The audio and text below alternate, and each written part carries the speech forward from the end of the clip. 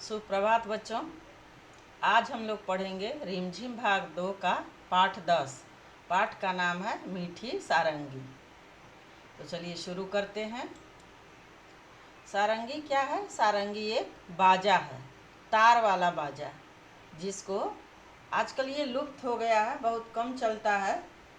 इसको ज़्यादातर जोगी लोग बजाते थे। योगी जिनको बोलते हैं, जो गेरुआ वस्त्र पहनते हैं, वो लोग इसको बजाते हैं। वैसे ये बाजा है, जहाँ ऑर्केस्ट्रा वगैरह होता है वहाँ ये बजता है, लेकिन ऐसे आमतौर पर ये दिखाई नहीं देता है।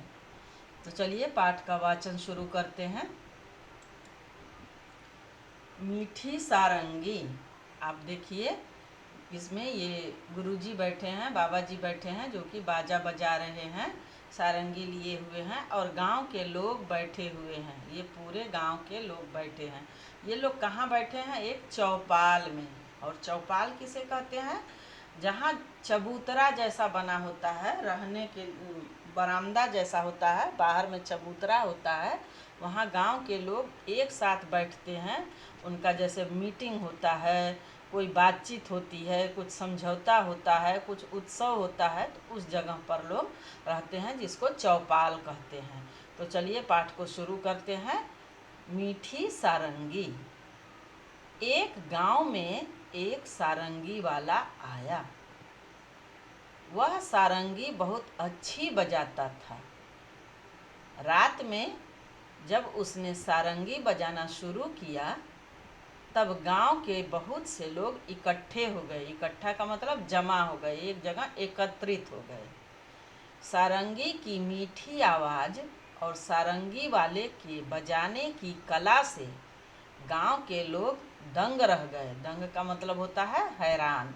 वह इतना अच्छा सारंगी बजाता था कि उसकी आवाज़ को सुन करके गांव के लोग दंग रह गए, हैरान रह गए। सब लोग कहने लगे, कैसी मीठी सारंगी है। मीठी सारंगी मतलब जो कानों को सुनने में मधुर लगे, मीठा लगे। सारंगी बज रहा है, आहा, कितना आनंद आ रहा है। लोग खुश हो रहे हैं, बहुत मज़ा आ रहा है, बहुत अच्छा लग रहा है। जैसे आप लोग कोई गाना सुनते हो, बहुत अच्छा लगता है, तो आप ध्यान लगा करके सुनते हो, बहुत खुश होते हो, शांत मन से बैठ के सुनते हो। उसी तरह से जब गुरुजी सारंगी बजा रहे थे, तो सब लोग उसको बहुत ध्यान से सुन रहे थे।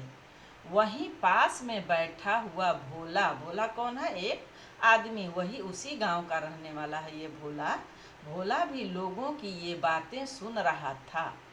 वह मन ही मन कहने लगा, इन लोगों को सारंगी बहुत मीठी लगी, लेकिन मेरा तो मुंह मीठा हुआ ही नहीं। उसको लग रहा है, जैसा कि आप जानते हैं कि मीठा, खट्टा, तीता, कड़वा जो भी है, टेस्ट आपके जबान पर, जीभ पर पता चलता है। लेकिन कानों को जो अच्छा लगता है, जो मधुर आवाज़ आती है, उसको भी लोग बोलते हैं कितना मीठा गा रहा है, कितना मीठा बोल रहा है, लोग ऐसे बोलते हैं। लेकिन भोला को ये समझ में नहीं आ रहा था। उसने बोला, लोग गलत बोल रहे हैं। उसने सोचा कि लोग गलत बोल रहे हैं, ये तो मुझे मीठा लग ही नहीं रहा है। वो समझ नहीं पा रहा था कि मीठा सुनने के लिए यहाँ पर बोला जा रहा है, टेस्ट के लिए, चखने के लिए नहीं बोला जा रहा है। इसलिए वह बोल रहा है कि ये सब लोग झूठे हैं, ये झूठे ही बोल रहे हैं कि सारंगी मीठा है। थोड़ी देर बाद उसने सोचा कि शायद सारंगी वाले के पास बैठने से मुंह मीठा हो जाए। वो सारंगी वाला, जो सारंगी बजा रहे थे, उनसे वो दूरी पर शायद बैठा रहा होगा। इसलिए उसे लगा कि अब इनके पास बैठेंगे तो शायद हमको मीठा लगे। तो इसलिए वह सारंगी वाले के पास जा कर के बैठ गया। रात के 3-4 बजे जब सारंगी वाले ने गाना बजाना बंद कर दिया, तब लोगों ने सारंगी वाले से कहा, रात में 3-4 माने गाना सुनते सुनते रात हो गई, रात के 3-4 बज गए, तब उसने गाना बजाना बंद कर दिया। तब लोगों ने सारंगी वाले से क्या कहा कि महाराज, आपकी सारंगी बहुत ही मीठी है। उसी की आवाज़ के लिए बोले लोग कि आपकी सारंगी बहुत मीठी है, हमें बड़ा ही आनंद आया, 2-4 दिन यहीं ठहरिए। लोग उनसे रिक्वेस्ट कर रहे हैं कि आप 2-4 दिन और रुकिए। क्यों? क्योंकि गाना सुनने को मिलेगा, सारंगी सुनने को मिलेगा। ये बातें सुनकर भोला मन ही मन झुंझलाया। झुंझलाया माने गुस्सा हुआ, मन मन में, किसी को कुछ बोला नहीं, लेकिन मन ही मन वो गुस्सा हुआ और सोचने लगा, ये लोग झूठ तो नहीं बोल सकते, सारंगी मीठी जरूर है, पर मुझे न जाने स्वाद क्यों नहीं आया। वो सोचने लगा कि लोग, इतने लोग हैं, सभी लोग एक साथ बोल रहे हैं मीठी आवाज़ है, मीठी आवाज़ है, तो सभी लोग तो झूठ नहीं बोलेंगे, लेकिन मुझे क्यों नहीं ये सारंगी मीठी लग रही है।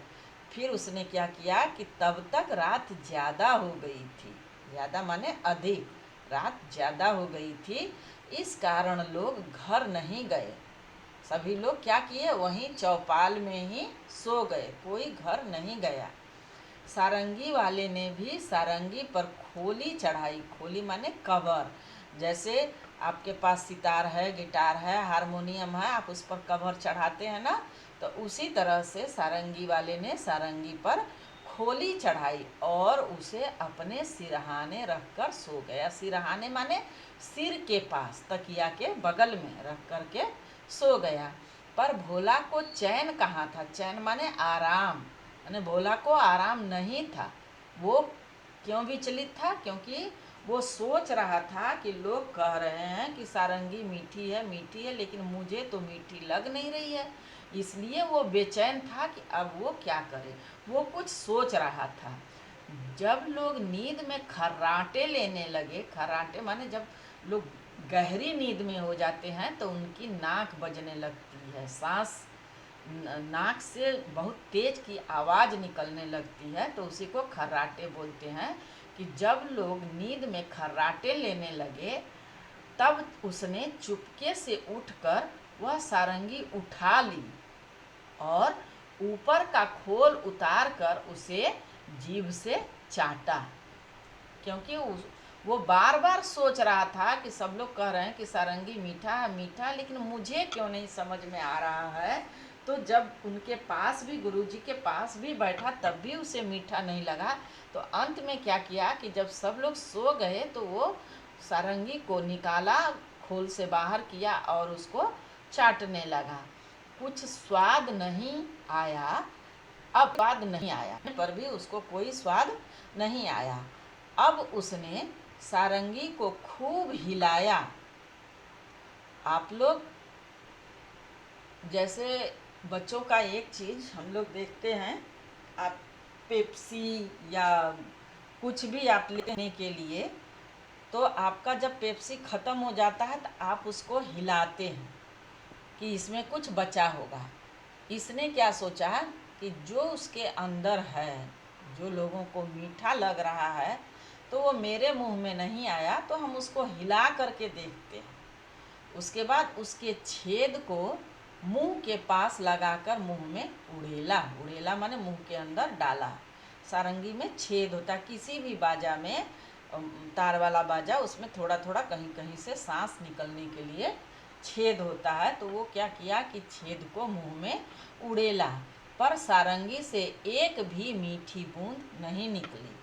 क्योंकि वो गलत सोच रहा था ना, वो सोच रहा था कि उसके अंदर कुछ मीठा है, लेकिन मीठा तो कुछ है नहीं, इसलिए उसके अंदर से एक भी बूंद नहीं निकली। वह लोगों की बेवकूफ़ी पर बहुत ही झुंझलाया था, कि इसलिए वो बहुत गुस्सा हो रहा था, झुंझला रहा था। अब की बार उसने सारंगी को गांव से बाहर दूर ले जा फेंक दिया। गुस्सा हो गया, सब लोग सो रहे थे, जब वो मुंह में डाला उसको कुछ नहीं मिला, तब वो गुस्सा में सारंगी को उठाया और बाहर ले जा कर के फेंक दिया। वो कहाँ बाहर? गांव से बाहर। वह लोगों की बेवकूफ़ी पर हंसता हुआ अपनी जगह पर आकर के चुपचाप सो गया। सवेरा होने पर जब सारंगी अपनी जगह पर नहीं मिली, तो सब लोग और सारंगी वाला बड़े दुखी हुए।